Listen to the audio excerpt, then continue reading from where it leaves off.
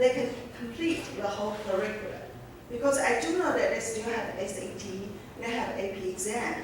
So like these kind of schools, how can they run for the student to pursue their study and also finish the project? Because when you see the projects, it's very amazing. You can see the students' work. But inside, how can the students have the good foundation to pursue their study in the future? Yeah, that's my problem. Thank you. That sounds like a problem that we should make a project-based learning problem. That's you hit the nail on the head, as we say. To do this, I won't say easily, but to do it in an environment which is supportive, you need more time in your classroom. And that's true whether you're in Taiwan or whether you're in New York City. Secondly, you need a school environment that supports this.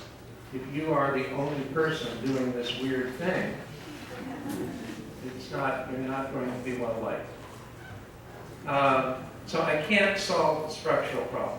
We have it in the United States too. I can tell you that research does show that project-based learning can prepare students for standardized test performance, that students do the same or better.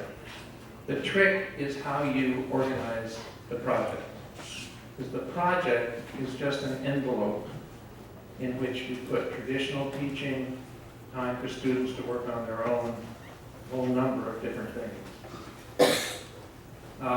Finally, I'd say more and more in the United States, we're trying to use the flipped classroom approach, where students work on their own at home and either use Khan Academy or some sort of online resource, a textbook even, and then come to class to use that knowledge as opposed to receive that knowledge. And this is difficult for students because they're not used to this. They're used to coming to class and receiving the knowledge. So it's new for everybody. That's the final thing. So, thank you for sharing that question.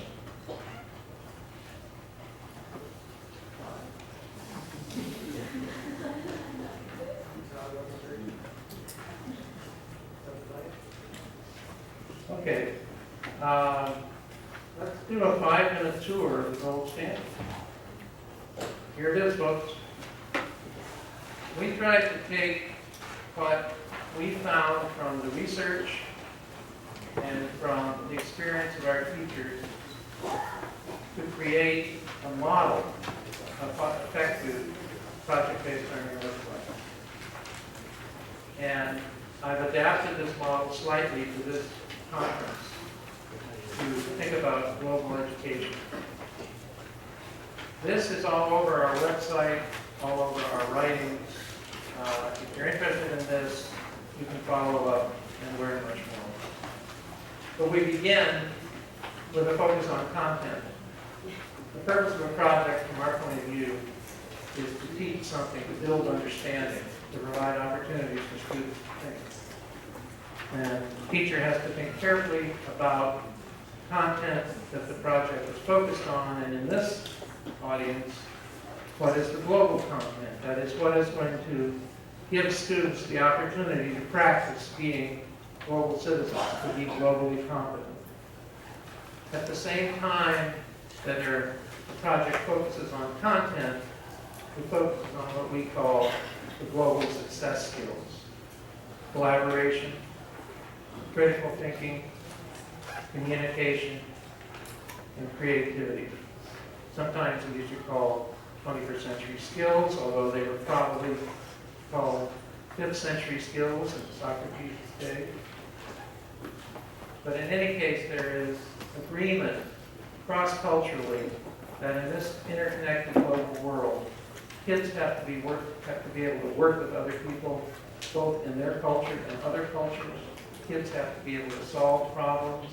If you don't give them problems to solve, it can be pretty hard for them to learn to solve problems. They have to apply creative solutions to their daily lives, and they have to be able to communicate with each other and cross-culturally. So when we build projects, we build that inside.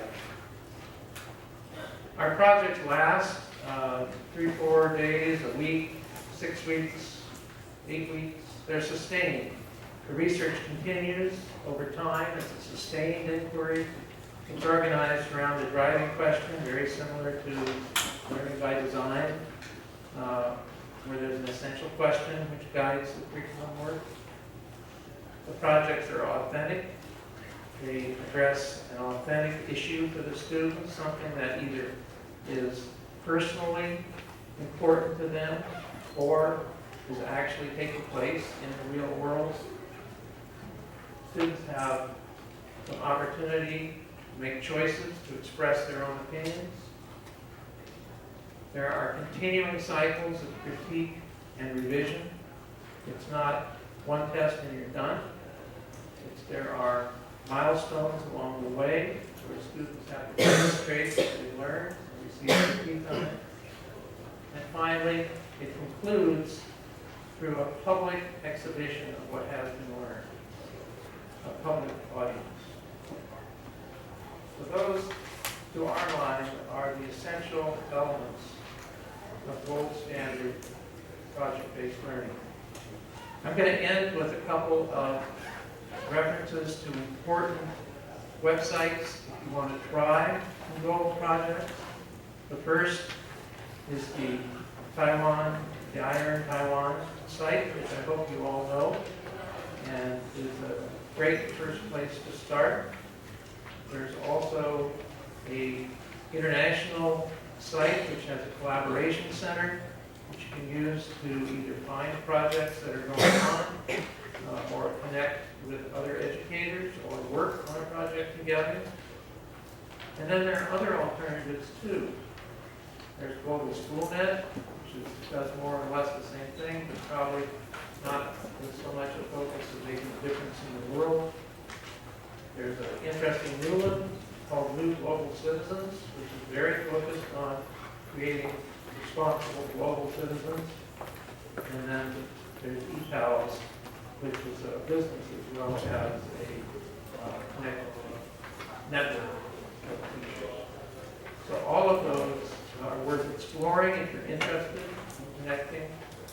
I would say our site is also worthwhile. There are a lot of resources there, including a project search that has over 450 projects on it, including some global projects. You can use the search tool. You'll come to a page which will show you what the projects are like, and then you can click and go to the project itself if you want to learn more about it. So, you don't have time for questions, but I am here and I would love to talk with you. And there's my email. Thank you very much for listening.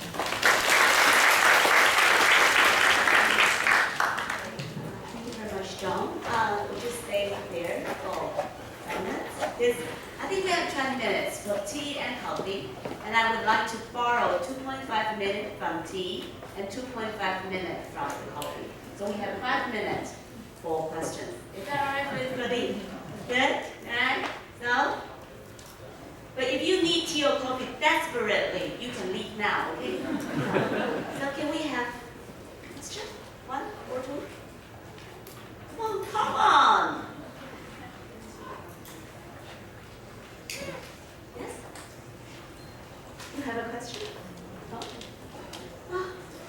People are falling asleep. They need their coffee. Really? They do work when you say come on, they ask questions. But when I say come on, they don't respond to me. Why? The great white hope. Right? Okay, so then we have questions when we have tea and coffee. Is that right? Okay, so thank you very much, John. Can we Thank have you. big hands? Thank you.